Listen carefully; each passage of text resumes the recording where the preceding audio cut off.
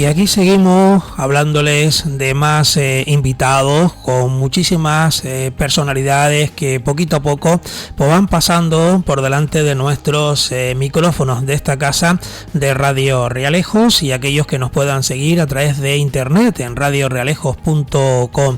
Sabemos que en esta casa, en Radio Realejos, intentamos en la medida de nuestras posibilidades con todos los compañeros acercarles toda esa actualidad, todas esas noticias, y también saber de buenos amigos que han participado con nosotros, pues yo digo que casi desde la fundación de esta casa, desde Radio Realejo.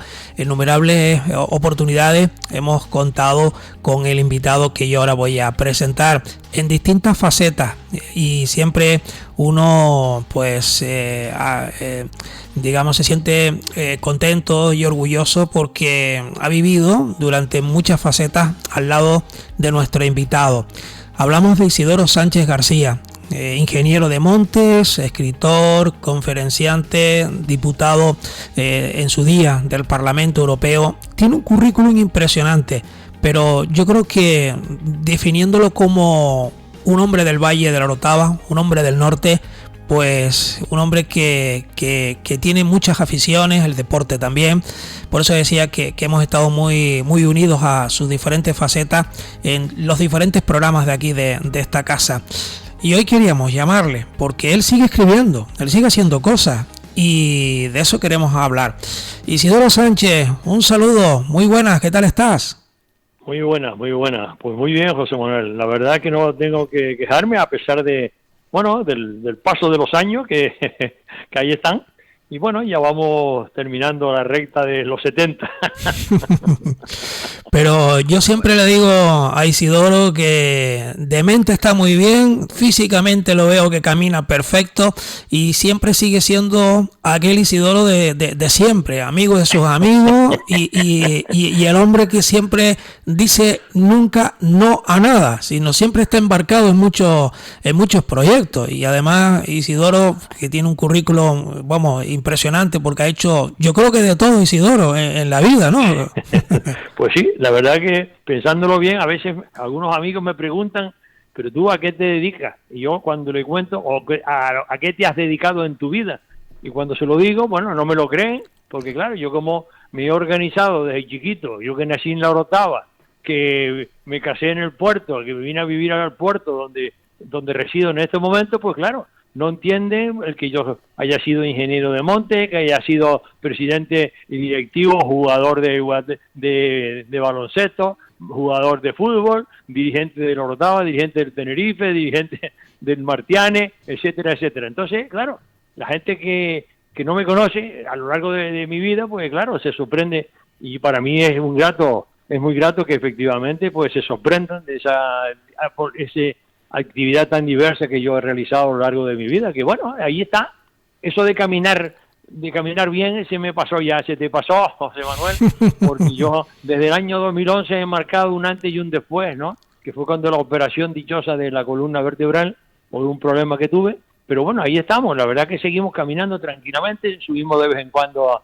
a las cañadas, caminamos por el puerto, hombre, no mucho, porque la verdad es que la columna se resiente y bueno, pero seguimos al pie del cañón, sí señor. Yo creo que lo definí bien, que sigue dando sus pasos, y es una persona que digamos que por lo que yo conozco de Isidoro, que he vivido diferentes etapas, pues yo como periodista y él pues en los cargos que ha estado, pues siempre es una persona amable, una persona que nunca dice no, y si te puede te ayuda, ¿no? Y siempre es un hombre que no tiene frontera, es decir, tanto se le conoce por aquí como se le conoce también fuera de estas Islas Canarias, por decirlo, o de España, ¿no? Porque tú tienes mucha vinculación pues con muchísimos lugares, y ese nombre con América. Sí, ese nombre de Isidoro sigue sonando fuera, y sobre todo en América, ¿no? Como tú bien dices.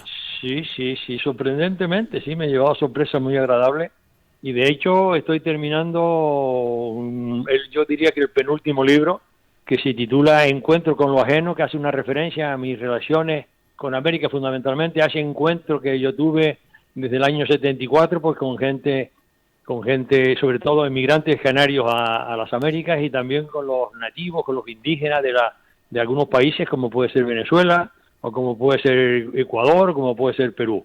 Y en ese sentido, pues efectivamente tengo que reconocer que estoy al pie del cañón y que estoy terminando, bueno, ya lo acabo de entregar hace unos momentos en la editorial que me va a editar el libro. Y bueno, y bueno, yo diría siempre que nunca es el último, ¿no? Siempre el penúltimo, ¿no? El Porque siempre penúltimo. aparece, Pero cada año mira, aparece alguna... Dime. Isidoro, yo no, ya yo perdí la cuenta, ¿eh? Pero ya tú llevas unos cuantos libros, pero siempre el primero lo recuerda. Y mira que ha habido libros, vamos a decir, más flaquitos y más gorditos, por decirlo de alguna forma, con más páginas y con menos páginas. Libros que también has estado con de investigaciones, libros que también has contado vivencias, que también has relatado lugares de emblemáticos de aquí, del Hierro, de Tenerife, del puerto, de La Gomera, que estuviste también, sí, que estuviste también como director del Parque Nacional del Teide, también estuviste en el Parque Nacional de Garajonay, en la Gomera, o sea, que tienes un montón de publicaciones en este sentido, ¿no? Pero unos con más páginas y otros con menos páginas, por eso decía yo, uno más flaquito y otro más gordito, pero también es verdad que has compartido con otros amigos publicaciones, o sea, que tiene, claro. ¿Cuántas tiene? ¿Las llevas ya numeradas o no? Sí, creo que son entre autorías y coautorías, son más de 20, van 23, 20 ya, más de 20. Más de 20 sí. O sea que este es el penúltimo, como siempre, ¿no? Porque tú nunca dices este es el último. Sí. Sí, una vez al año siempre pues me veo obligado a escribir, bueno, yo escribo casi todos los días, escribo varios folios, en los periódicos me llaman los prólogos de aquí y de allá. Y bueno, y siempre me ha gustado eso, escribir, hablar por la radio, como estoy haciendo siempre estás activo, siempre estás activo. Activo, sí. Y bueno, y haciendo vídeos y cosas de esas, y ahora estoy metido inmerso en una película, bueno, ya te contaré. Sí, bueno, pues vamos a ir un poquito por paso, si te parece, volviendo sí. A este penúltimo libro, que ya tú acabas ya de decir que lo tienes ya cerrado, y que ya se va como para la imprenta, ¿no? O sea, como se suele decir a la editorial, que ya dentro de poco pues lo anunciará cuando se hará las presentaciones y demás. Un par de meses. Sí. Y ahí que se puede adelantar algo, Isidoro, porque ahí te encuentras con gente y hablas de personajes importantísimos. Bueno, este libro que estamos hablando se titula Encuentro con lo ajeno. Yo creo que llevo 20 años intentando escribirlo, y entonces últimamente los viajes al Perú y sobre todo a Ecuador, donde conocí, bueno, pues el legado de don Alejandro de Humboldt, como no podía faltar, y también los contactos con las distintas comunidades indígenas del Chimborazo, por ejemplo, esas reuniones que mantuvimos allá en ese 250 aniversario de Humboldt, bueno, pues me hizo profundizar más en las comunidades indígenas de las Américas, sobre todo en Venezuela también, que recorrí en los años 90, recorrí el Orinoco, gran parte del Orinoco, muchos los parques nacionales de Venezuela, sobre todo Canaima, que bueno, que en este momento está siendo atacado por todos lados por la deforestación por un lado, los aprovechamientos mineros por otro, pero bueno, lo cierto es que las relaciones, los contactos con esas comunidades indígenas y los contactos con los canarios en América, porque los canarios siempre hemos sido emigrantes, sobre todo en las Américas, y esos contactos con lo ajeno, pues me ha permitido pues redactar este pequeño libro, que bueno, un libro mediano de 100 páginas creo que son, efectivamente, cuyo prólogo me lo hace una señora ecuatoriana, que fue política ecuatoriana, que fue medioambientalista, que es medioambientalista ecuatoriana, estuvo trabajando en el Parque Nacional de Galápagos, en la isla donde estuvo Darwin, después de haber viajado por Tenerife, donde no pudo entrar como consecuencia de una pandemia que en aquella época existía, en 1832, creo que fue una viruela tremenda, que fue una de las causas, de las razones por las cuales pues Darwin no pudo entrar a atracar en Tenerife, en su barco Beagle, bueno, en el barco Beagle de los ingleses, y que luego continuó hasta América y siguió la ruta de Humboldt hasta cruzar después hasta el lado Pacífico en barco y llegar hasta las Islas Galápagos, que pertenecen a Ecuador en este momento. Por eso, resumiendo o sumando todos estos conceptos, viendo lo que yo vi, lo que he conocido, los contactos, lo que piensa la gente de allá, la gente de acá, porque hay gusto para todo, ¿no? Pues entonces me lancé a escribir efectivamente este librito, sí, que ya te digo, 100 páginas, no son muchos, tampoco son pocas, donde hablo de la laguna, de Seattle, de los americanos, de la conquista de de América, bueno, desde Cristóbal Colón para acá, ¿no? Lógicamente, pero sobre todo en los años del siglo XVIII, ¿no? También los Estados Unidos aparecen, yo estuve residiendo, bueno, visitando parques nacionales en Estados Unidos, en Canadá, en México, y luego también en Venezuela, como digo, y eso me ha permitido contactar con lo ajeno.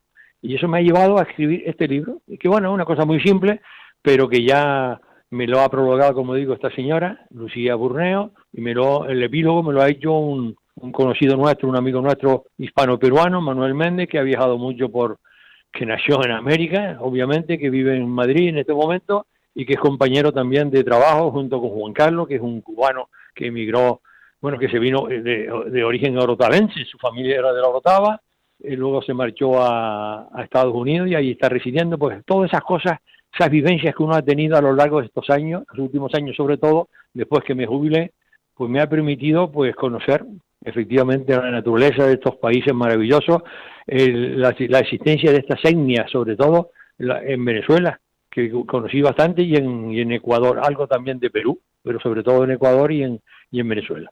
Y bueno, y ahí y hay imágenes también, fotos que acompañan en este libro, ¿no? No, pocas, no, en este libro pocas, no, en este libro no, lo que pasa, no, en este libro tengo fotos personales de mucha gente bueno, en la misma televisión he visto estos días últimamente muchas fotografías, pero no, en las fotos en el libro no pongo, me parece que 3 o 4 fotos nada más, 3 o 4 fotos nada más, porque el penúltimo libro que escribí fue el de Humboldt, de Berlín a Berlín, por el TEC de Chimborazo, que es una síntesis de todo lo que aprendí, el seguimiento que le hice a Humboldt desde el año 59, cuando lo conocí no lo estaba, me refiero al mirador de Humboldt, cuando se inaugura en el año 59, y que supongo que ahora el nuevo mirador, después de los problemas jurídicos que han existido entre ayuntamiento y empresa explotadora, pues bueno, sea otra realidad que, sumado a la cueva de Humboldt, pues permite posiblemente conocer los hitos más importantes de la historia reciente de los últimos 500 años del Valle de la Orotava, como es la cueva de Bencomo, y como es el mirador de Humboldt, que estuvo aquí en 1799 y que conoció lo que conoció, ¿no? Subiendo el pico y describiendo lo que describió, los pisos de vegetación, etcétera, etcétera. No, y que además tú formas parte también de esa asociación porque eres el vicepresidente, ¿no? De la asociación de Humboldt. Sí, que hemos estado con el presidente, con el amigo Javier Lima, que está en este momento trabajando en La Palma. Allá en La Palma. Le mandamos un saludo muy cordial también. Un saludo cordial, por cierto, sí. Pues sí, efectivamente, participamos en muchas cosas, en muchas actividades, y eso nos permite mantenernos vivos, ¿no? Pero yo ahora estoy metido, que es otra cosa que me gustaría, no me gustaría dejar pasarla, aunque me lo pregunten luego, que es el tema del Sáhara, que está de moda, como habrán visto, ¿no? Bueno, pues cuenta, aprovecha ya que los has introducido, pues cuenta un poco. Sí, eso es el trabajo que inicié hace 20 años, exactamente, en 1991, 99, no, en 2001, efectivamente, hace 20 años, después de una visita que hice a los campamentos de Tinduf en el desierto del Sáhara, en el lado argelino, de que Argelia le cedió al Polisario, a la República Árabe Saharaui Democrática, allá a principios a mitad del año 76, le cedió unos territorios para que pudiese ocuparlo a través de establecimiento de 4 grandes unidades, diríamos de 4 grandes municipios, por decirlo de alguna manera, aunque aquello es un auténtico desastre, ¿no? En el sentido que está conformado en pleno desierto, pues el asentamiento creo que eran, si no recuerdo mal, 104 unidades de 40.000 saharauis, unas 160.000 personas repartidos en 4 wilayas, que llamaban ahí territorios, municipios, con el Rabuni en medio, que es el cuartel general de ellos, donde está la alimentación, que es la clave. Y a mí me impactó de tal manera que dije que esto había que contarlo algún día, ¿no? Lo que estábamos viviendo, y yo formé parte de la delegación del Parlamento Europeo que visitó Tinduf en los años 91 y en 2001, perdón, y consecuencia de eso es que me encontré con un amigo cubano que había filmado también muchas imágenes de los campamentos de Tinduf. Y entonces esos contactos que uno tiene a través de Cuba y Canarias y Estados Unidos, pues te encuentras con un director de cine como Luis Leonel León, que es capaz de filmar películas sobre Dulce María Luiná, de filmar películas sobre La Habana, de filmar películas y documentales sobre el Sáhara, ¿no? Y llevamos así, pues trabajando, como te digo, hace 20 años, que se ha reforzado con la actualización, diríamos, de entrevistas que hemos que hemos hecho a personas que vivieron en la parte del Sáhara Occidental, no en Tinduf, sino en la parte del Sáhara Occidental, concretamente en el Aaiún, de personas que hoy residen en Tenerife, en el puerto, en la Orotava, fundamentalmente, tanto en la Legión como en las empresas, y también algún que otro abogado que, bueno, que no está de acuerdo con la filosofía que sigue el Polisario. Hay otros que sí están de acuerdo con lo que hace Marruecos. Bueno, está de moda en estos momentos por las circunstancias que todos estamos conociendo, pues después de lo que hizo el presidente Trump de reconocer a Mauritania como potencia, diríamos, propietaria, diríamos, del Sáhara Occidental. Bueno, pues se ha recrecido el interés por el Sáhara, ¿no? Y entonces hay un movimiento tremendo tanto en Estados Unidos como aquí en España, como en el mismo Marruecos, como en Francia, como en Israel, por una serie de circunstancias, como en Estados Unidos. Y bueno, y ahí estamos empeñados también en terminar en pocos días, en pocas semanas, pues algunos proyectos este proyecto específico del Sáhara, que hemos titulado el director Luis Leonel León y yo como productor, pues lo hemos titulado pues Arena en los Ojos, que es entre el Sáhara y Canarias, para que se limpien de una vez por todas las potencias coloniales que han estado metidas inversas en esta operación, como han sido Francia, España, el mismo Marruecos, porque el Sáhara nunca ha sido Marruecos, tal como lo cuenta todo el mundo, y sobre todo el Alto Tribunal de la Haya, que dice que no, que Marruecos nunca ha tenido relación física, ni existía Marruecos realmente, ¿no? Cuando todas estas cosas se repartió el continente africano entre las potencias coloniales europeas allá a finales del siglo XIX, ¿no? Y por eso, bueno, pues ahí está, para que la gente se entere de lo que nosotros entendemos como la realidad del Sáhara. Le digo a los amigos oyentes que es un libro abierto, ¿eh? Isidoro tiene muchísima capacidad a lo largo de estos últimos años para ir hilvanando una cosa con la otra, y si vienen nuevos proyectos lo deja a lo mejor en la gaveta, como solemos decir, o en el ordenador, pero cuando tenga un respiro vuelve a retomarlo.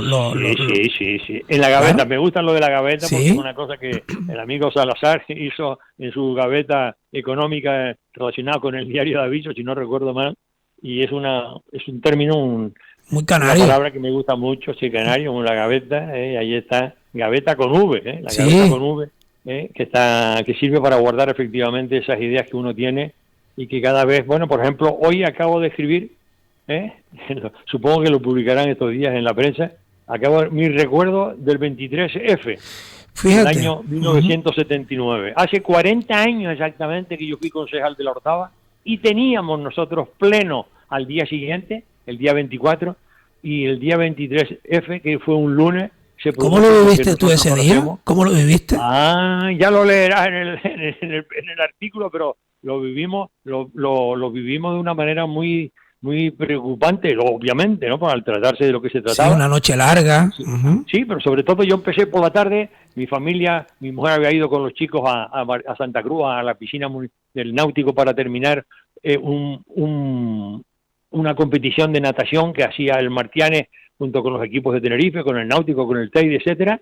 Pero esa tarde se fueron ellos para allá, y mientras yo descansaba aquí en casa, yo trabajaba en Santa Cruz, me vine para acá, y por la tarde me llaman unos amigos de La Palma y me dicen lo que está pasando, el asalto al Congreso de los Diputados. Yo me quedé impactado. Al rato me llama mi mujer también desde Santa Cruz, que lo había ido por la radio, que llevaba a los chicos para Santa Cruz, y en la radio oyen efectivamente las noticias, y no te digo nada, ¿no? La preocupación. Nosotros teníamos esa tarde, a las 6 de la tarde, teníamos en la Orotava reunión del grupo político al que yo pertenecía, que era la agrupación independiente de Orotava, y que yo, como responsable, portavoz del grupo, pues junto con mi hermano, que era el alcalde de la Orotava, Francisco, el pobre recordado Francisco, que ya murió, y los amigos, algunos de los cuales creo que todavía también ha fallecido, Pedro Delgado, pues los 8 que éramos concejales de la AIO nos reuníamos en el despacho de mi hermano, y a las 6 estábamos concentrados todos para tratar los temas que al día siguiente iban a debatirse en el pleno municipal de la Orotava. ¿Y cuándo sería mi sorpresa? Cuando llego a la Orotava, yo estaba oyendo la radio, obviamente, pero todo era música militar. Y al llegar al Calvario, me encuentro con un amigo del PSOE que al reconocerme me mandó a parar y me dijo lo que estaba pasando también y lo que habían hecho en el PSOE, una recopilación, tal, con los documentos, tal, también con la UGT, una serie de cosas, de documentos, tal. Y lo cierto es que le dije, mira, nosotros estamos en el despacho de mi hermano, si pasa cualquier cosa, nos enteramos, tal, estamos en contacto permanente, porque nosotros habíamos hecho un pacto con el PSOE y con la UPC para el gobierno municipal de la transición española, de la transición canaria, de la política canaria, exactamente, y formaban parte del gobierno, pues tanto el PSOE como la UPC. Y de hecho, pues estuvimos en permanente contacto y luego les cuento lo que nos sucedió. Y es que estando en el despacho de mi hermano llegamos 7 concejales, no, 6 concejales más mi hermano alcalde 7 y faltaba una mujer, que era Mensa, que era la jefa de la policía local municipal. Y no llegaba, claro, no había móviles cuando eso, hasta que tardó media hora en llegar, llorando, y le preguntó a mi hermano que qué le pasaba, ¿no? Todos preocupados. Pues que había tenido un rifirrafe con un alto mando de militar aquí en la Otava, bueno, de la Guardia Civil realmente, ¿no? Más que militar era la Guardia Civil. Y bueno, y se lo dijo, se lo contó a mi hermano, y mi hermano cogió el teléfono y llamó a la autoridad y le dijo que quien mandaba en la Orotava, yo se lo he contado yo en el liceo el año pasado cuando se cumplían casi los 40 años, los 39 años del tema, y entonces nosotros, de las elecciones municipales del 79, y mi hermano le dijo que quien mandaba en la Orotava civilmente era él, ¿no? El alcalde. Así que se estuviese de estar metiéndose con la concejala de turno correspondiente, que era la amiga Mensa. Pues allí estuvimos debatiendo los temas, debatiendo preocupados, obviamente, con lo que estaba pasando en Madrid, en el Congreso de Diputados. Y en Valencia, y en Valencia también, que salieron los tanques en también. Valencia y en Sevilla, lo puse, también lo escribí, también salieron pocos tanques, pero no como en Valencia. Pero mi hermano Dardi, que en paz descanse, estaba haciendo el servicio militar en Sevilla, y a la vuelta nos comentó, bueno, a la vuelta, cuando pudimos contactar con él, nos comentó que también el capitán general en Sevilla les mandó subir a los tanques. Poco, pasó desapercibido porque fueron muy pocos, pero lo de Valencia efectivamente fue importante. Y bueno, y pasó lo que pasó. Aquella noche fue interminable, aquello es para contarlo, hay que contarlo. Y a nosotros, yo por lo menos, los que estábamos allí, y bueno, en nuestras casas nos volvimos porque Francisco no tenía televisión, sí teníamos la radio, pero no la televisión. Y al día siguiente, cuando fuimos a celebrar el pleno, mantuvimos el pleno, pasó lo que pasó, el discurso del rey, que en mi opinión, como utilizo el término, el rey mandó a parar, ¿no? Entonces se acabó las consecuencias del golpe de Estado. Yo seguía también a un subsecretario que ocupaba el Ministerio de Interior en ese momento, porque los ministros estaban dentro, el gobierno estaba dentro, tanto Adolfo Suárez como González, como Gutiérrez Mellado, que era el vicepresidente, más otros ministros, y entre ellos el del Interior, y por tanto se hizo cargo del mando del Ministerio de Interior, que era el que mandaba en ese momento en España, porque el gobierno estaba encerrado en la Moncloa, estaba clausurado cuando el golpe de Tejero, y entonces él se montó una oficina en el Hotel Palace, que está enfrente del Congreso de los Diputados, y desde allí el subsecretario era el jefe de Estado en funciones. No, jefe de Estado no, el presidente del gobierno en funciones. El jefe de Estado era el rey Juan Carlos, y el presidente en funciones era este muchacho, Paco. Historias que pero luego para terminar, Paco, José Manuel, yo diré que al día siguiente tuvimos un pleno y tuvimos una reunión de los portavoces y decidimos por unanimidad dedicarle o concederle al rey de España, Juan Carlos de Borbón, la medalla de oro de la Orotava. Por unanimidad, todos los partidos, tanto la UPC como el PSOE, como nosotros, como la AIO, y también Fernando, que estaba de concejal del Centro Democrático, lo que era Alianza Popular, ¿no? También todos consideramos pertinente concederle por lo que había hecho,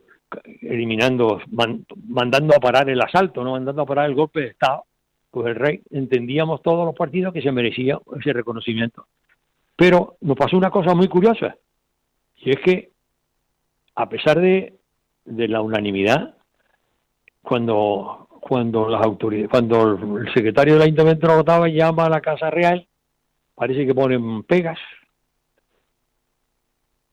tienen dudas de que si el reconocimiento era interesado desde el punto de vista político por el Ayuntamiento de Orotava. Nosotros no habíamos organizado el pleno no estaba previsto porque el último martes de cada mes se celebran los plenos ordinarios en el Ayuntamiento y efectivamente el día siguiente, 24F, un día después de lo que pasó el golpe de Estado, pues celebramos y reconocimos al rey mediante la concesión de esa medalla de oro. Habló Francisco como alcalde con la Casa Real, le costó mucho, y yo también incluso al terminar, pues yo tenía más experiencia que ellos, quizás por haber sido candidato en su momento también al Congreso de los Diputados en el año 77, y curiosamente, lo cuento también en mi crónica, a mí me ofreció la UCD ir de candidato al Parlamento Español en las elecciones del 79. Y yo le dije que no, que muchas gracias, yo hubiera ido en el número 4 y hubiera salido. Y hubiera estado allí, por eso me acordé yo también, digo, si me coge a mí también estaba Dolores Pelayo, Juan Julio Fernández, etcétera, etcétera, ¿no? Y me ofrecieron eso, y por eso me acordé mucho. Pero entonces tuvimos que hacer un esfuerzo titánico para que la Casa Real aceptara el reconocimiento del Ayuntamiento de Orotava, y así lo aceptó. Y hubo una cosa muy curiosa, y es que cuando va la delegación a la zarzuela para entregarle la medalla, va el alcalde y los portavoces, yo renuncio a ir porque Ana María Llarena, que era concejala de AIO, me pide que yo, que no era muy monárquico, pues le cedía la plaza a ella, que era más monárquica que yo. Y bueno, y efectivamente van para allá, Vicente Miranda, va Lorenzo Sosa en paz descanse, y Vicente Miranda en paz descanse, no va a la UPC porque Domingo dice que apoyar la medalla sí, pero ellos son republicanos. Bueno, conclusión, que van para allá. Y va, entre ellos, cuando pasan por el control de seguridad, le pita a Lorenzo Sosa, le pita el control de seguridad. Y claro, ¿qué pasó? Que llevaba una maquinita, una entrevistadora, porque quería hacer luego una entrevista al rey Juan Carlos como consecuencia de la visita que hizo a la zarzuela. Bueno, esas son las anécdotas de esas, pero 40 años después contado así, y luego fuimos a la manifestación que hubo en Santa Cruz, unos días más tarde, el viernes creo que fue, el viernes siguiente, se hizo una manifestación en Santa Cruz, no la teníamos nada claro, todo el mundo, a pesar del esfuerzo del reconocimiento que se le hizo al rey y a todas estas cosas, la gente se quedó preocupada, pero yo creo que, lo comento ahí, la convivencia española resucitó. Yo creo que el esfuerzo que hizo, lo cita alguien por ahí hoy, yo lo cuento también, pero yo, más que nada, Adolfo Suárez, Gutiérrez Mellado y Salvador Carrillo, del Partido Comunista. Santiago Carrillo. Bueno, pues eso es lo que yo puedo contarte de lo que me estoy acordando y que lo escribí. Del 23F, que lo escribiste y se leerá en estos días también. Bueno, supongo, sí. Bueno. La verdad que son momentos que tú has vivido, tienes mucho. Yo sé que contigo estaríamos tiempo y tiempos aquí, minutos y minutos hablando de muchísimas cosas, ¿no? Pero fíjate que esto que tú cuentas siempre lo relatas y muchos de estos luego aparecen en libros, ¿no? Que tienes un montón, como tú bien dices, y este último que nos acabas de decir, y estás trabajando en otras publicaciones. Pero de todo lo que tú has hecho, siempre hay algo que dices tú, bueno, a mí me gustaría algún día escribir de esto, pero no ha llegado ese momento. ¿Qué te faltaría para hacer ese que todavía no has escrito? ¿O tienes algo por ahí a la mitad, como se suele decir? No, ya a la mitad no tengo nada, ya yo voy entrando en lo que llaman la longevidad. Cuando llegue a los 80 años entraré en la longevidad, y entonces me dedicaré a descansar porque ya está bien, ¿no? Yo no hago sino estar aquí, estar allí, escribir. Hombre, a mí no me importa ser prologuista, es una cosa que me gusta, presentar un libro, también lo que me gusta, pero de una manera sencilla. Anoche escuché, por ejemplo, al amigo Arnoldo Santos en el Instituto Canario en las conferencias sobre Sabino Bertelot, y lo escuché, y me pareció que yo tengo cierto parecido con Sabino Bertelot, ¿no? Que me gusta viajar mucho, ¿qué tal? Que, hombre, no soy experto en nada, pero sí soy un hombre que vive mucho. Ciudadano del mundo. Una vez me dijiste que era ciudadano del mundo. Ciudadano del mundo, sí señor, que piensa globalmente y actúa localmente. que es lo que hago yo en el mundo político y en el mundo familiar y en todos los mundos, ¿no? Yo pienso a nivel mundial. Lo mismo he estado, bueno, en todos lados no he podido estar, pero en Asia, por ejemplo, los años del 78 y 82, que iba mucho a Bali, fui a ver en dos ocasiones. En 2 ocasiones fui a Indonesia, luego también íbamos a América, a Cuba y a Venezuela desde el año 74 y el año 85 tal, y luego a Europa iba mucho también, y voy, de hecho, bueno, aunque ya no, porque ya es difícil viajar. El último viaje que hice fue a Cuba en el año 2017 precisamente, y a Venezuela en el 2011. Bueno, y a Ecuador en el 2019 y en el Perú en el 2018 sí, a Ecuador fui 2 veces en el 2018 y 2019 y a Ecuador y a Perú en el 2015. Sí. Y una cosa, Isidoro, con tantos viajes has conocido desde altos mandos de gente muy popular a gente que las conociste a lo mejor sin títulos ninguno, pero que te causaron una buena impresión, incluso has sacado amistad, ¿no? Porque has vivido de los más arriba hasta los más abajo, por decirlo de algún escalafón, ¿no? Sí, por ejemplo, yo el libro que se lo dedico hoy acabo de la dedicatoria de este último libro, de este penúltimo libro, como digo yo, se la dedico a 2 personas que me impactaron, que fue primero a Rómulo Betancourt, expresidente de la República de Venezuela en el año 59, y a Dulce María Luinás, que la conocí personalmente en el año 92, 93 y 94. Y luego una tercera persona que la conocí y me impactó también por ser Premio Nobel de Medicina en el año 80 del profesor Jean Dosset, que lo acompañé a La Gomera y al Teide los años que él vino para acá, en el año 82 creo que fue, sí, y la acompañé tanto a Garajonay como al Teide. Y por eso esos 3 personajes son los que más me han impactado realmente, y por eso le dedico, he aprendido mucho y me han contado cosas que ustedes no se imaginan, sobre todo Rómulo Betancourt, que estuve una semana con él y me contó cosas sobre todo sobre Fidel Castro, cosas que yo sabía, yo le pregunté porque pues yo tenía relaciones con Cuba y estuve también de viceconsejero más tarde, y tuve relaciones con Cuba, con Fidel Castro personalmente, porque le llevé papeles de Paco González Casanova, un villero exactamente, amigo de él, personal, y entonces me acuerdo que había fallecido la hija de Paco por un accidente de tráfico, y Paco me dio una carta para Fidel y se la entregué. En el acto oficial le dije: mire, comandante, su amigo Paco González Casanova de la Orotava le trae esta carta. ¿Cómo? ¿Tú eres de la Orotava? Tal, empezamos a hablar, y luego a los 2 o 3 días después del acto oficial del Palacio de la Revolución, la embajada española invita, el embajador español y el presidente de Canarias, don Manuel Hermoso, que estaba allí, invita a Fidel Castro. No podíamos ir sino 20 personas, 12 canarios y 8 cubanos. Y yo tuve la suerte de ser, claro, yo era el responsable junto con el embajador de España. Hicimos la invitación, preparamos la lista, y lo primero que hace cuando llega Fidel Castro a la embajada, me ve a mí con don José Bastida, que es uno de los acompañantes nuestros, director de la Escuela de Náutica de Santa Cruz, y cuando me ve, me dice: tú eres el de la Orotava, ¿no?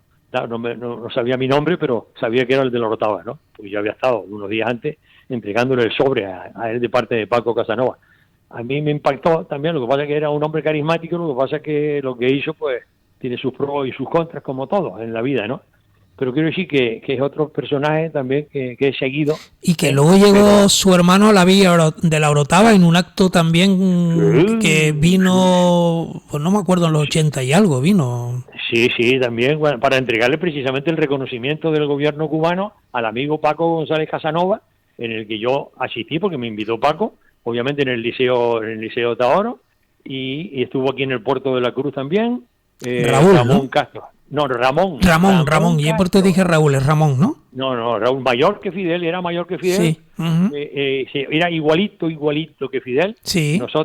Yo conseguí que unos empresarios canarios le invitaran aquí en el puerto a comer, ahí en Casa Miranda, en aquella época. Y luego estuvimos ¿dónde fue? En la policía, todo el mundo quería sacarse la fotografía porque pensaba que era Fidel, y dije: no, este es don Ramón Castro, el hermano de Fidel. Y en Cuba pues se portó, bueno, él no estaba metido en la política, ¿no? Pero era un hombre que le gustaba mucho la agricultura y la ganadería. Yo estuve en contacto con él por el tema de la ganadería de Fuerteventura. Él estaba interesado en esos asuntos. Yo le dije que no se le ocurriese romper los ingenios, que lo destinasen a explotar la caña de azúcar, pero si algún día eliminaban la caña de azúcar, que lo dudo, ¿no? Que lo dedicasen a una red de paradores, de paradores de turismo, porque Cuba sería objeto de mucha atención por parte del mundo entero por lo que sucedió, y que claro, no iban a destruir los ingenios de azúcar que tenían allí en Cuba, ¿no? Pues este es Isidoro Sánchez García, un libro abierto, que cuenta un montón de datos y que salta de un sitio para otro, pero que es ameno, y nos va enganchando, y yo te tengo que invitar otro día, porque la conversación la vamos a dar a medias, porque hay muchas cosas que contar, Bueno, pero más adelante, porque sí. Tengo que superar una pequeña crisis que tengo, me refiero física, ¿no? Pero pero más adelante para el verano.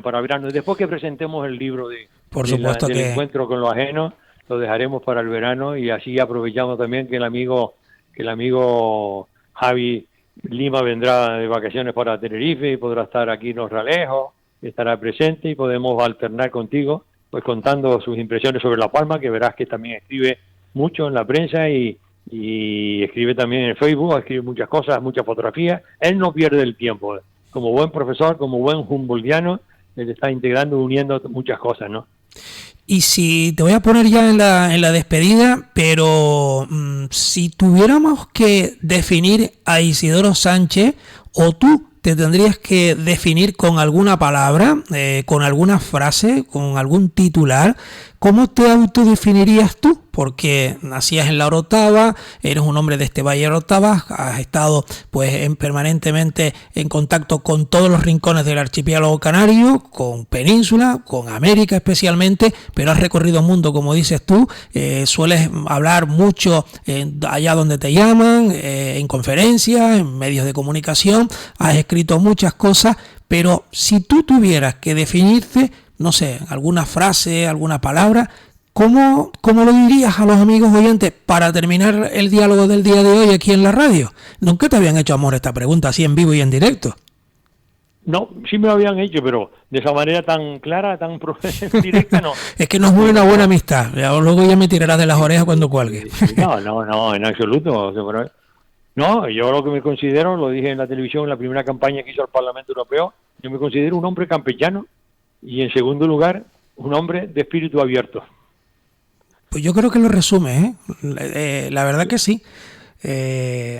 Aciertas, y sobre todo, amigo de tus amigos, que te da igual uno que esté muy arriba, o otro que es un señor que a lo mejor de andar por casa, y siempre estás a un lado y a otro, ¿no? Y eso es lo que...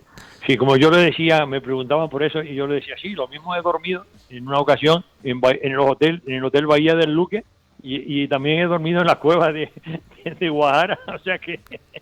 Efectivamente, una cosa que otra, sí. En un extremo o en otro. Pero es Isidoro Sánchez García, hoy nuestro invitado. Como decíamos, un libro abierto, muchos datos, muchas cosas, pero lo dejamos para otro próximo día. Yo creo que hoy los amigos oyentes han estado muy atentos a tu presencia en nuestros micrófonos. Yo te tengo que agradecer, como siempre, tu amabilidad y al aceptar, ¿no?, este diálogo, porque aquí no hay guión, aquí hablamos y en cualquier momento surge una cosa, y así lo hemos llevado en el programa del día de hoy. Gracias. Sobre la marcha. Sí, señor. Pues gracias, José. Isidoro, un abrazo muy fuerte. Cuídate mucho y esperemos vernos pronto y seguir hablando, que hay muchas cosas, hasta del deporte, que hoy no hemos hablado mucho, de aquel famoso Martianes que llegó a estar en la división de honor, que fuimos, como decíamos, un pueblo, y jugamos, como se suele decir, con capitales de provincia, y al final el Martínez se codeó muchos años ahí, Sí, señor. En el waterpolo. Isidoro, como presidente, que estuviste ahí muchos años. Un abrazo y hasta la próxima. Un abrazo. Gracias. Gracias.